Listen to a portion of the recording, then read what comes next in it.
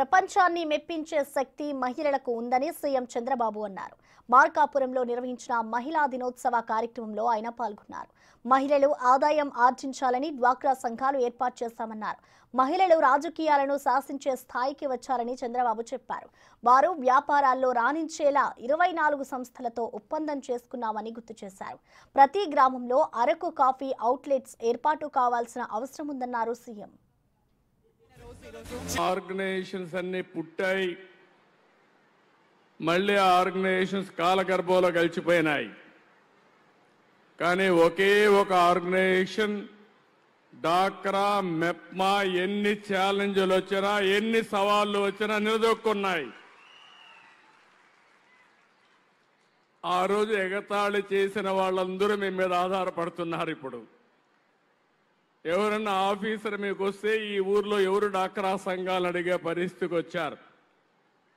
ఒక రాజకీయ నాయకుడు వస్తే ఈ ఊర్లో ఎవరు డాక్రా సంఘాలు, వీళ్ళకి పరపతి ఎక్కువ ఉంది, వీళ్ళతో మాట్లాడాలని చెప్పే పరిస్థితికి వచ్చారు.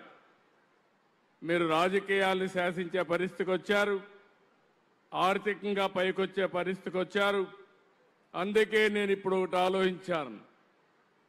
ఈరోజు మనకు డబ్బుల కొరత లేదు, అప్పులు కావాలంటే ఎంతైనా ఇచ్చే పరపతి సంపాదించుకున్నారు మీరు. అవసరమైతే 1,00,000 కోట్లు కూడా మీరు అప్పు తీసుకునే శక్తి మీకుంది. దానికి కారణం తిరిగి చెల్లిస్తున్నారు. బ్యాంకర్లకు కావాల్సింది డబ్బులు వాళ్ళ దగ్గర ఉన్నాయి, వాళ్ళు ఇస్తారు. ఇచ్చిన తర్వాత మళ్ళా చెల్లించాలి. ఒకసారి క్రెడిట్ రేటింగ్ బాగా ఉంటే డబ్బులకు ఇబ్బంది లేదు, ఎంతైనా వస్తుంది. ఈ రెండో చూసిన తర్వాత మీకు ఒక తెలివితేటలున్నాయి, ఒక ఆర్గనైజ్డ్ శక్తిగా ఉన్నారు. నేను అందుకనే ఈరోజు మీరు చూస్తే వాళ్ళు చెప్పినట్టన్నీ మీరు ఇంటే ఒక ఆలోచన వస్తుంది, మీరెక్కడ ఫిట్ ఇన్ అవుతారో అని. ఒక మీ ఊర్లో ఉండి ఒక చిన్న హోటల్ పెట్టుకొని మీరు పారిశ్రామికవేత్తలుగా ఎదగడానికి మొదటి మెట్టుగా తయారు చేస్తానని మరొక్కసారి హామీ ఇస్తున్నా. మీరు ఆఫీసుకు పోతూ పోతూ మీ మోటార్ బైక్లో వేరే వాళ్ళకు డ్రాపులు చేసి 10 రూపాయలు సంపాదించుకునే మార్గం చూపిస్తున్నాను. అందుకే ర్యాపిడోని తీసుకొచ్చాను ఇక్కడికి. ఇంకో పక్క ఫ్లిప్కార్ట్ లాంటి వ్యవస్థలు తీసుకొచ్చాను. వాళ్ళు మీరు తయారు చేసే వస్తువుల్ని ప్రపంచ మార్కెట్కు చేరవేయడం, మీకు కావలసిన నైపుణ్యాన్ని నేర్పించి మిమ్మల్ని ఒక ప్రయోజకులుగా చేయడానికి. ఇప్పుడే నేను ఎప్పుడో అరకు కాఫీ తయారు చేశాను, నేను మాట్లాడాను, మీకు అందరికీ ఐడియా ఉంటుంది. 25 సంవత్సరాలకు మునుపు అరకు కాఫీని గురించి మాట్లాడాను. అది నిన్నటి మొన్నటి వరకు నాంది వాళ్ళు వీళ్ళు బాగా ప్రమోట్ చేశారు. అరకు కాఫీ ప్రపంచవ్యాప్తంగా ఒక బ్రాండ్గా తయారైంది. ఇప్పుడే నాకు ఒక మంచి పార్ట్నర్ దొరికాడు. ఊరూరులో అరకు కాఫీ తాగిచ్చేదానికి అరకు కాఫీ సెంటర్లు పెడతానని ముందుకు వచ్చాడు. ఆయన ఒకసారి మాట్లాడితే మీకు ఒక ఐడియా వస్తుంది. పంట వాళ్ళు పండిస్తారు, ఎంత అవసరమైతే అక్కడ వాళ్ళు కూడా సెంటర్లు పెడతాం.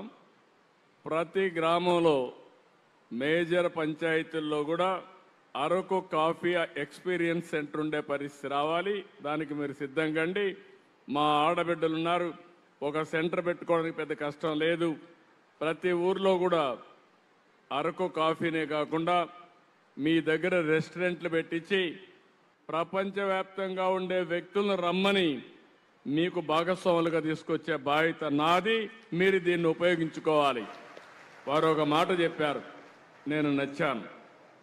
వంట అనేది ఆడవాళ్లే చేయాలి. ఇప్పుడు మగ చెఫ్లు వచ్చారు, అది వేరే విషయం. ఆ చేతి మీకు తెలుస్తుంది, ఐక్యూ మీకు ఎక్కడ ఎలాంటి వంట చేయాలంటే రుచికరంగా ఉంటుందో, ఎలాంటి రెసిపీ వేయాలన్నో దాంట్లో కరెక్ట్గా వేయడం కానీ, క్వాంటిటీ కరెక్ట్గా యాడ్ చేయడం కానీ, చేసిన తర్వాత ప్రాసెస్ కూడా ఎప్పుడు ఏది వేయాలి, ఎంత వేడి చేయాలి, ఎంత టైం దాన్ని వంట చేయాలి, అవన్నీ మీకు తెలిసినంతగా ఎవరికి తెలియవు. ఇప్పుడు చాలామంది ఆడవాళ్ళ దగ్గర నేర్చుకొని వీళ్ళంతా కూడా పెద్ద పెద్ద చెఫ్లు అయిపోయారు. కానీ నిజంగా మీరు అనుకుంటే ప్రపంచాన్ని మెప్పించే శక్తి ఒక ఆడబిడ్డలకే ఉంది. దాంట్లో సందేహమే లేదు. వాళ్ళు తయారు చేసి ఇచ్చింది కూడా మీరు సర్వీసింగ్ కానీ కరెక్ట్గా చేసి అక్కడ చేయవలసిన ప్రొసీజర్ కానీ కరెక్ట్గా ఫాలో అయితే ఒక ఎక్స్పీరియన్స్ తీసుకుందాం, మంచి సెంటర్స్ తయారు చేద్దాం. ఇటీవల నాకు చాలా రోజుల నుంచి ఒక ఆలోచన ఉండేది. కొంతమంది వేరేది ఎక్కడి నుంచి కాఫీ సెంటర్లు పెడుతున్నారు. ఈరోజు స్టార్ బక్స్ ఉంది. ఒక రోజున నా అరకు కాఫీ ఒక మరో స్టార్ బక్స్ కావాలని చెప్పి మనస్ఫూర్తిగా ఆశిస్తున్న ఇంటర్నేషనల్ బ్రాండ్ కావాలి. అలాంటి బ్రాండ్ కావాలంటే మొట్టమొదటిసారిగా ఒక 100 పైలట్ పెట్టండి మంచి సెంటర్లో, నమూనా కూడా తయారు చేయండి. అది అయిన తర్వాత మీరు దీంట్లో ఎక్స్పీరియన్స్ చేయడానికి మీరు చూశాను, ఇప్పుడు చాక్లెట్స్ తయారు చేశాడు. ఒక చాక్లెట్ తింటే కాఫీ తాగిన అనుభవం వస్తుందని. అదే మాదిరిగా అరకు కాఫీ జెల్ తయారు చేశాడు. ఇలాంటి వేరియస్ ప్రోడక్ట్స్ తయారు చేశాడు. అరకు కాఫీలో వచ్చే వేస్ట్ తయారు చేసే మగ్గు తయారు చేశాడు. అంటే ఇవన్నీ కూడా చాలా బాగా చేశాడు. అవి చూస్తే నాకు అనిపించింది మీరు ఇంకా కూడా కొన్ని చాలా చేస్తారు కాబట్టి ఈ కాఫీ కూడా యాడ్ చేద్దాం. దానికి మీరందరూ కూడా సిద్ధంగా ఉండండి. మీరు కాఫీ తాగడం కాకుండా వేరే వాళ్ళకి కాఫీ తాగిచ్చే పరిస్థితి రావాలి. దానికి అది మా ఆడబిడ్డల వల్లనే సాధ్యం. అది చేద్దాం. Thank you. థ్యాంక్ యూ అండి. మీకు పట్టణ ప్రాంతాలు ఉన్నాయి, మెప్మా ఉంది, గ్రామీణ ప్రాంతాలు ఉన్నాయి, డాక్రా ఉంది. దీనికి తోడుగా టూరిజం కూడా ప్రమోట్ చేస్తున్నా.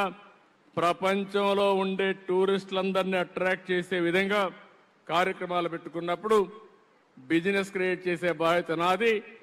దాన్ని సమర్థవంతంగా సర్వీస్ చేసే బాధ్యత మీరు తీసుకోండి, ఆల్ ప్లేయర్స్. ఇప్పుడు వీళ్ళు ఒక ఆర్గనైజేషన్ అమ్మా. మీ అందరికి కూడా సభ్యులందరికీ మీకు అందరికీ విజ్ఞప్తి చేస్తున్న 25 ఏళ్లకు మునుపు నేను ఆ రోజు ముఖ్యమంత్రి అయినప్పుడు అలీప్ అనే ఆర్గనైజేషన్ లేడీ ఆంటర్ప్రెన్యూర్స్ కోసం పెట్టారు. నేను వాళ్ళని ప్రోత్సహించాను. గాజుల రామారంలో హైదరాబాద్ పక్కన 35 ఎకరాల భూమి ఇచ్చి మహిళా పారిశ్రామికవేత్తలను ప్రోత్సహించమని ఆ రోజు నిర్ణయిస్తే అక్కడ ఇప్పుడు 10,000 మంది పనిచేసే పరిస్థితికి వచ్చారు. ఒకే సెంటర్లో 10,000 మంది పనిచేస్తున్నారు. అంటే ఇప్పుడు వారు వచ్చి విశాఖపట్నం, విజయవాడలో ఉంది, కుప్పంలో పెడతా ఉంటున్నారు. వారికి ఎంత శక్తి ఉంటే అంత శక్తి ఉపయోగించి మీకు శిక్షణ ఇవ్వడానికి, మిమ్మల్ని పారిశ్రామికవేత్తలు చేయడానికి ప్రయత్నం చేస్తాను. ఇక్కడ ఉండే వాళ్ళని అడుగుతున్నాను మిమ్మల్ని అందరినీ, మీరందరూ డబ్బులు సంపాదించాలన్న ఆలోచన ఉందా లేదా? ఉందంటే చేలు పైకెత్తండి. ఓకే. ఒకప్పుడు నేను చెప్పింది మీ అందరికీ గుర్తుందా? ఆడబిడ్డ అంటే ఆ రోజు వంటింటికే పరిమితం. మగవాళ్ళు కూడా మీ పైన అట్లే చూసేవాళ్ళు. నీకేమీ తెలియదు, తల్లిదండ్రులు నిన్నేదో పెళ్లి చేసి ఇంకొక ఇంటికి పంపించేయాలి అని మా భారం అయిపోతుంది. ఆడబిడ్డలు మీరు కూడా తల్లులు కూడా అట్నే ఆలోచించేవాళ్ళు. మీ ఆలోచన మార్చడానికి నేను చెప్పేవాడిని. ఆడబిడ్డ మగబిడ్డ ఎవరైనా పర్వాలేదు, భవిష్యత్తులో ఆడబిడ్డలైతేనే బాగా చూసుకుంటారు తల్లిదండ్రులకు అని చెప్పాను. ఇప్పుడు అది నిజమైంది. అవునా కాదా ఒక్కసారి ఆలోచించుకోండి. అదే సమయంలో ఆ రోజు పెళ్ళైతే భర్తలు అనేవాళ్ళు, నీకేం తెలియదు, నువ్వు ఇంట్లో వంట చేయి, పిల్లలను చూసుకో, నీకు ఇంకేం పని లేదని చెప్పేవాళ్ళు. తర్వాత ముసలోళ్ళవైతే పిల్లలు అనేవాళ్ళు, నీకేం తెలుసు, అనవసరంగా ఇంటర్ఫియర్ అవుతావు, గమ్మనుండు అనేవాళ్ళు. దానికి కారణం మీరు డబ్బులు సంపాదించలేదని ఆ రోజు ప్రతి ఒక్కరు కూడా మిమ్మల్ని చులకనగా చూసేవారు. ఆ రోజు నేను ఆలోచించింది, మా ఆడబిడ్డలకి డబ్బులు సంపాదించే విధానం నేర్పించాలని డాక్రా సంఘాలని, మెప్మా సంఘాలని పెట్టాను. అక్కడి నుంచి ప్రారంభమైంది ఆ ఉద్యమం. మీరు రూపాయి పొదుపు చేస్తే నేను రూపాయి ఇచ్చాను, మీకు రివాల్వింగ్ ఫండ్ ఇచ్చాను.